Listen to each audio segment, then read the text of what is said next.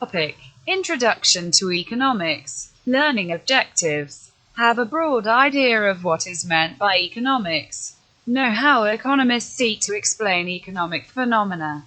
What is meant by the fundamental economic problem of limited resources and unlimited wants. What is meant by scarcity and the inevitability of choices that have to be made by individuals, firms and governments. What is meant by opportunity cost. Why the basic questions of what, how and for whom production takes place have to be addressed in all economies. The meaning of the term ceteris paribus.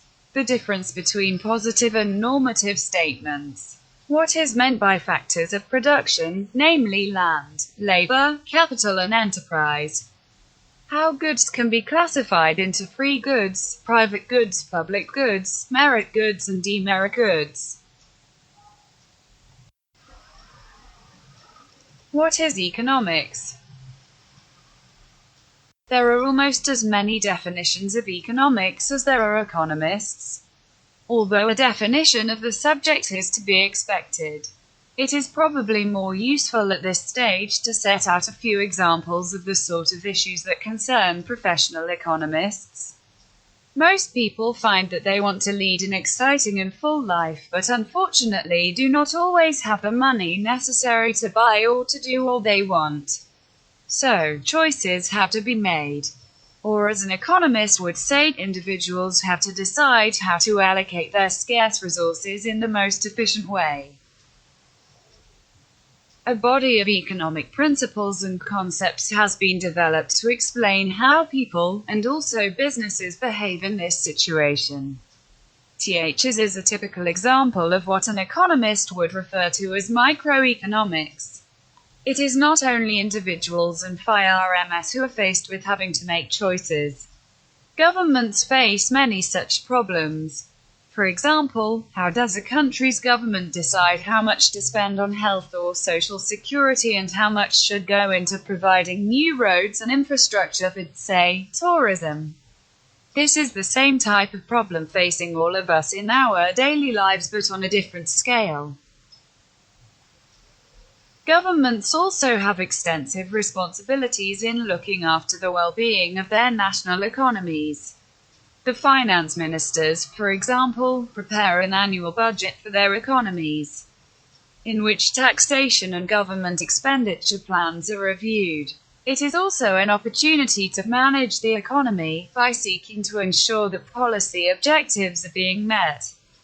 An economist would say that the finance ministers have to decide how to keep the rate of change of prices, inflation, under control, how to increase total demand in the economy to increase the number of jobs that are available. These are typical topics that come under the broad heading of macroeconomics since they relate to the economy as a whole. It is appropriate from the outset to attempt to give a clear definition of economics. For a start, economics is a social science. It adopts a scientific framework that is particularly concerned with studying the behavior of humans as consumers, in business or in taking decisions about the economy as a whole. More specifically, economics is the study of how scarce resources are or should be allocated. All of the problems and issues you will come across fit into this broad definition. 1. Economic problem or many. Economists have to deal with a whole range of economic problems. You may have seen TV programs about the misery of unemployment and poverty. You may have read about the difficulties caused by inflation or heard politicians discuss exchange rate crises on the evening news. You may also be aware of debates surrounding issues such as the acute shortage of skilled labor, the benefits of greater liberalization of international trade, the problems of global warming and the population explosion in many developing economies. Despite this extensive range of issues, which economists are trained to consider, they often talk about the economic problem. This is the fundamental problem from which all others arise. This is the fact that we have scarce resources to satisfy our unlimited wants. As a result of this problem, which is sometimes called the problem of scarcity, we have to make a choice. And it is the task of the economist to explain and analyze the nature of choice facing economic agents, such as consumers, producers, and governments. Key terms: resources, inputs available for the production of goods and services. Wants, needs that are not always realized. Scarcity, a situation in which wants and needs are in excess of the resources available. Choice underpins the concept that resources are scarcer. Choices have to be made by consumers, firms, and governments.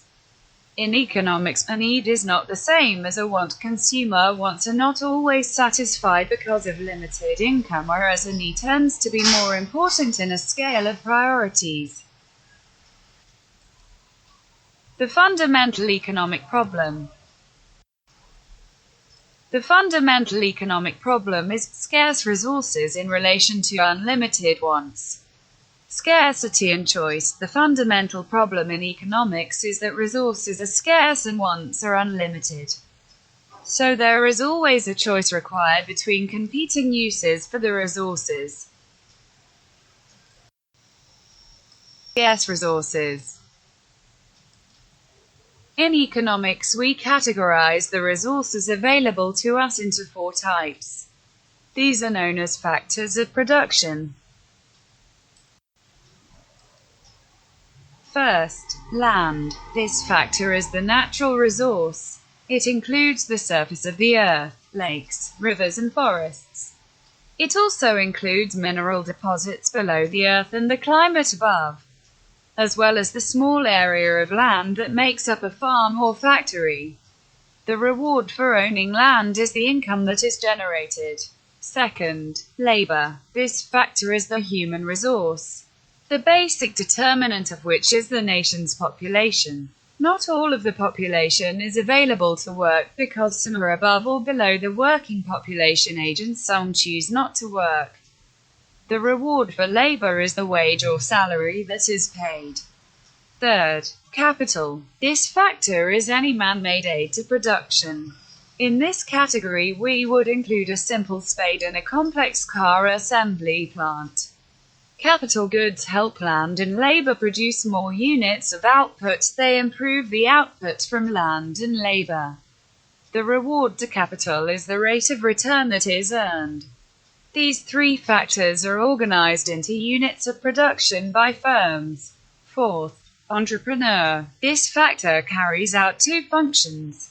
First, the enterprise factor organizes the other 3 factors of production. Second, enterprise involves taking the risk of production, which exists in a free enterprise economy. Some firms are small with few resources. The functions of enterprise are undertaken by a single individual, the entrepreneur. In larger, more complex firms, the functions are divided, with salaried managers organizing the other factors and shareholders taking the risk. The return for enterprise is the profits that are made. Production and consumption. Resources are combined in the process of production to create goods and services. Goods and services have the capacity to satisfy wants. The process through which individuals use up goods and services to satisfy wants is known as consumption. Some goods, such as a chocolate bar, are quickly used up to satisfy our wants. Other things satisfy wants over a longer period. These are called consumer durables. Examples of consumer durables include television sets, refrigerators, and vehicles. Key terms. Factors of production. Anything that is useful in the production of goods and services. Land. Natural resources in an economy. Labor. Human resources available in an economy. Capital. A man-made aid to production. Entrepreneur. Organizes production and is willing to take risks. Production, the process of creating goods and services in an economy. Consumption, the process by which consumers satisfy their wants. Unlimited wants. We can all identify certain basic needs that must be satisfied if we are to stay alive. These include the obvious essentials of food, shelter, and clothing. We might also identify those wants that are clearly less essential but we think improve our quality of life. These might include television sets, cars, trips to the cinema, and so on. These are sometimes called luxuries, but it is important to remember that what might be a luxury for one individual may be considered an essential for others. This is because we all have a scale of preference with our more urgent wants at the top and the less urgent ones at the bottom. Each individual scale of preference is a product of a complex set of influences involving culture, upbringing, and life experiences. These together influence our likes and dislikes. Unsurprisingly, since we all have different experiences, there is bound to be great variation between any two individuals' scales of preferences. You may find it interesting to conduct a class exercise in which everyone makes a list of 10 wants in descending order of priority.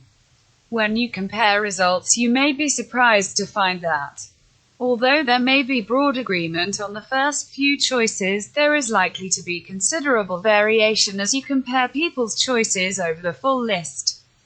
You may also consider how your list would compare to lists compiled by others with very different life experiences, such as your teacher, your grandparents, or even a student of economics in another country. A further point to consider is whether you could imagine any end to your list if you were not limited to 10 choices. It is important to remember that our wants are continually expanding, developing, and changing. Some wants expand as we grow up, marry, and raise a family. Imagine how our housing needs change as we go through this process, or how we change from wanting a small car with 2 doors to wanting a large family saloon with 4 doors.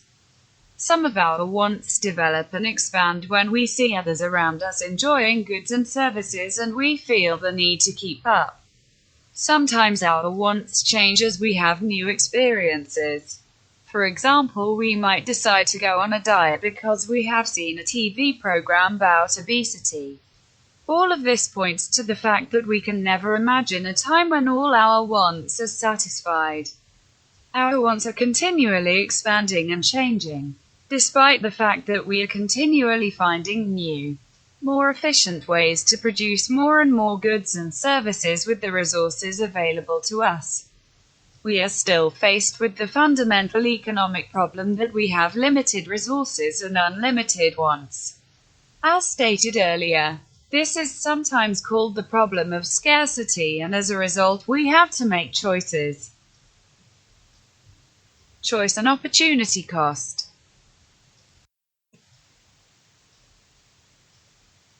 Given limited resources and unlimited wants, we have to choose which wants to satisfy. The true cost of any choice we make between alternatives is expressed by economists through the notion of opportunity cost. This looks at the cost of our choice in terms of the best alternative foregone. For example, suppose you were given a $15 gift voucher for your birthday. You could either buy a new DVD that costs $15 or 2 paperback books for $7.50 each. It is clear that you could not have the DVD and the books. The opportunity cost of the DVD, therefore, is the 2 paperback books. The value of the concept of opportunity cost is that it brings home to us the real cost of our choices. It can be applied in a variety of contexts in economics and is helpful for economic decision makers, such as households, firms, and governments. Opportunity cost. The cost is expressed in terms of the best alternative that is foregone. Basic questions: what to produce, how and for whom. Because the fundamental economic problem exists, societies need to confront the following three interrelated questions. What to produce? Because we cannot produce everything, we need to decide what to produce and in what quantities. We have to choose, for example, whether to produce lots of goods and services, such as food, clothing, and vehicles, to improve our standard of living, or whether we need to produce lots of military hardware to improve our defenses. How to produce? This question arises since resources are scarce in relation to unlimited ones. We need to consider how resources are used so that the best outcome arises. We need to consider how we can get the maximum use out of the resources available to us. It should be noted, however, that other issues besides purely economic concerns should be considered when deciding how to produce.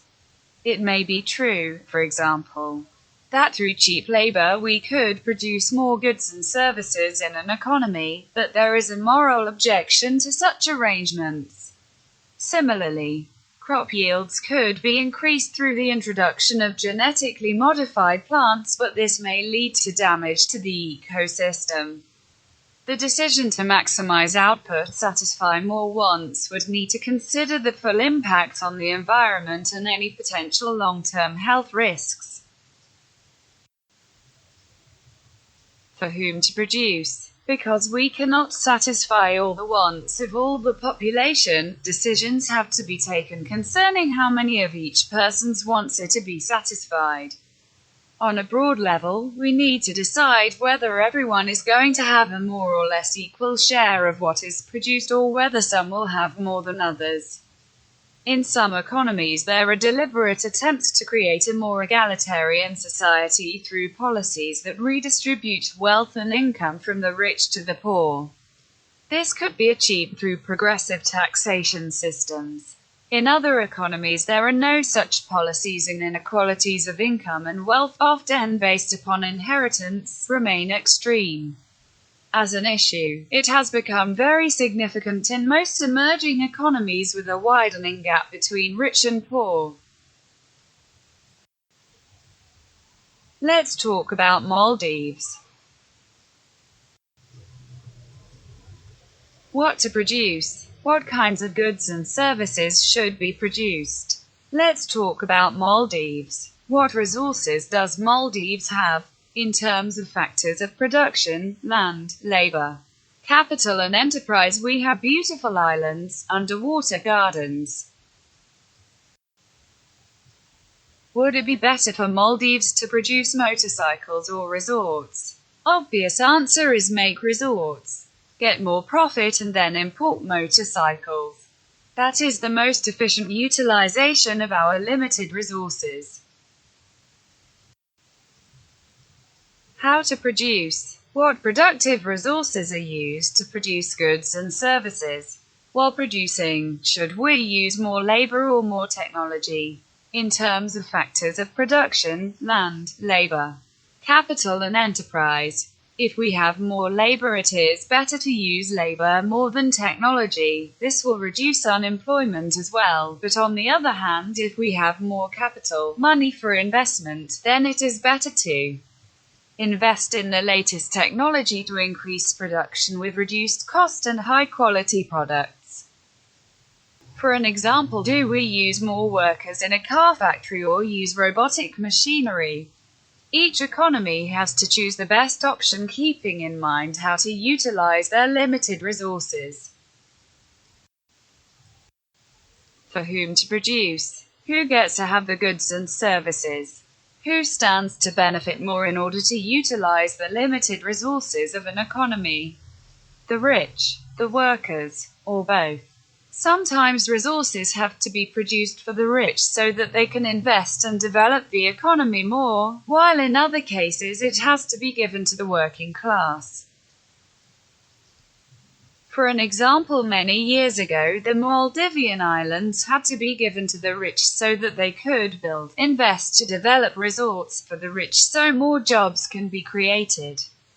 If they gave to workers, then tourism would not have flourished.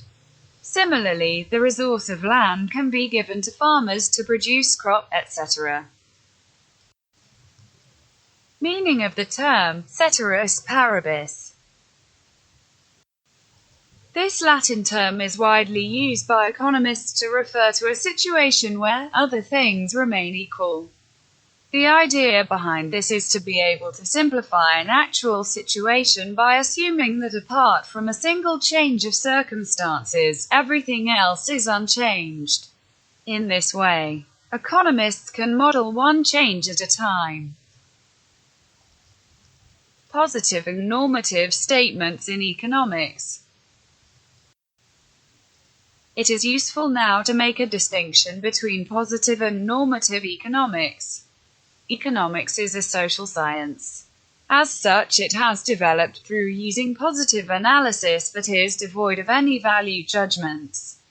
Typical positive statements include the following. A fall in supply of petrol will lead to an increase in its price.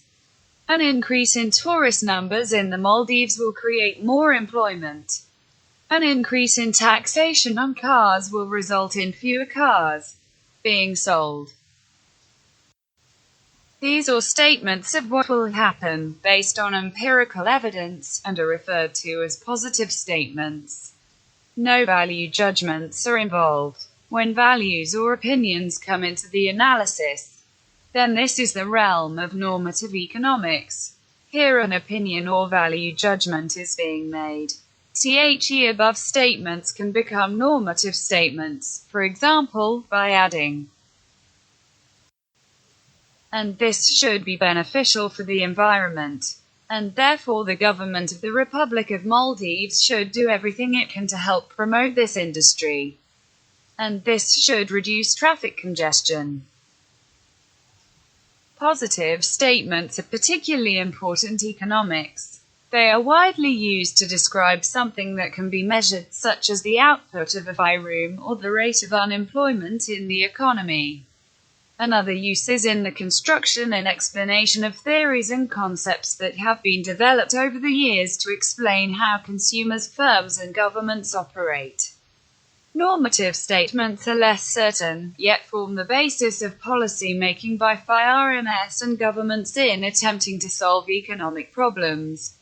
While both types of statement are distinctive, they invariably work together since the normative view is usually based on some positive conceptual basis. Classification of goods and services. The fundamental economic problem of scarce resources in relation to unlimited ones only arises in situations where we are dealing with what are known as private goods. These are also known as economic goods since they have a cost in terms of the resources used and are scarce. A price must therefore be charged when they are used or consumed. Private goods are those bought and consumed by individual consumers or firms for their own benefit. Most of the goods we consume on a daily basis are private goods. They have two important characteristics: excludability. It is possible to exclude some people from using a private good. This is normally done through charging a price. If the price is not acceptable, then that good will not be consumed. Once a private good has been purchased by one person, it cannot be consumed by others. Rivalry. The consumption by one person reduces the availability for others.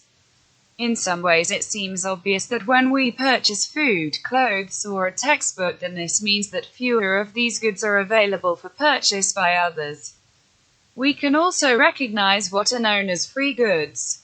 They have zero opportunity cost since consumption is not limited by scarcity. They have no prices, as their name indicates, and in theory, no factors of production are required to produce them. It is not easy to think of examples. In some economies, wild fruit and berries may be gathered or some animals hunted for their meat.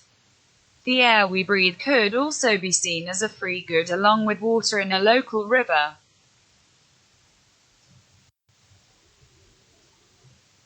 There are two specific characteristics of a public good. These are, it must be non-excludable. This means that once the good has been provided for one consumer, it is impossible to stop all other consumers from benefiting from the good. It must also be non-rival. As more and more people consume the good, the benefit to those already consuming the product must not be diminished. There are a number of goods that can be seen as public goods. Take the example of a lighthouse. Once a lighthouse is built to warn one ship at sea away from a dangerous area of rocks, then by its very nature, this service will automatically be provided to all ships that sail within a certain distance of the lighthouse. It is non-excludable. Equally, the fact that other ships see the light given by the lighthouse and are warned away from the dangerous rocks does not reduce the benefit that any one particular ship receives from that warning. It is non-rival. However, very few goods are purely public goods in the sense that they match both of the above characteristics in full. Other typical examples are defense and the police force in virtually all economies. Merit goods, demerit goods, and information failure. A merit good is a good that has positive side effects associated with it. Thus, an inoculation against a contagious disease might be seen as a merit good. This is because others who may not now catch the disease from the inoculated person also benefit. A demerit good, on the other hand, is seen as any product that has adverse side effects associated with it. Thus, junk food can be seen as a demerit good because overconsumption of fatty foods with few nutrients can be viewed as a cause of ill health. Governments tend to provide merit goods, since there is likely to be underproduction and underconsumption. With demerit goods, there is likely to be overproduction and overconsumption, largely because these are goods that are habit-forming, relatively cheap and readily available. To understand these types of good, it is necessary to appreciate that there is information failure to the consumer. This arises because consumers do not perceive quite how good or bad a particular product is for them. Either they do not have the right information or they simply lack some relevant information. This is why merit goods are provided by the government for those who are deemed to need them. Merit goods. With this idea of a failure of information, a merit good is defined as a good that is better for a person than the person who may consume the good realizes. Given this definition, education is often defined as a merit good. The individuals who make decisions about how much education to receive or how much to allow their children to receive do not fully appreciate quite how much benefit will be received through being well educated. We do not always appreciate how good education is for us. We do not perceive its full benefits at the time of making the decision about how much education to receive. Demerit goods. Demerit goods, on the other hand, are those products that are worse for the individual consumer than the individual realizes. Junk food is a good example here. It is suggested that when a person makes a decision to eat junk food, he or she is not fully in possession of all of the information concerning the harmful effects of junk food. If he or she were in possession of such information, then they would be more reluctant to eat fast foods and more likely to focus on a healthy diet. Merit goods, demerit goods, and value judgments. It may have been noticed in the above definitions that a significant question poses itself with regard to merit and demerit goods. Who is to say what is good or bad for a person? If an individual consumer makes a presumably rational decision to consume a product, what right has the rest of society to say that he or she is making a wrong decision? It seems clear that if this is what is going on, we have entered the area of value judgments. If society is able to say to consumers that they do not fully realize what is good or bad for them, then we are accepting that society knows best and has some right to make such a judgment. Summary.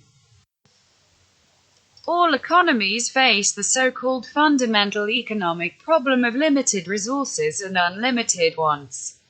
Choice is necessary in order to decide what to produce, how to produce, and for whom to produce. Factors of production, land, labor, capital, and enterprise, are essential for the production process. Specialization allows more goods and services to be produced. The true cost of choices we have to make is known as opportunity cost. Economists classify goods in various ways: private goods, free goods, public goods, merit goods, demerit goods.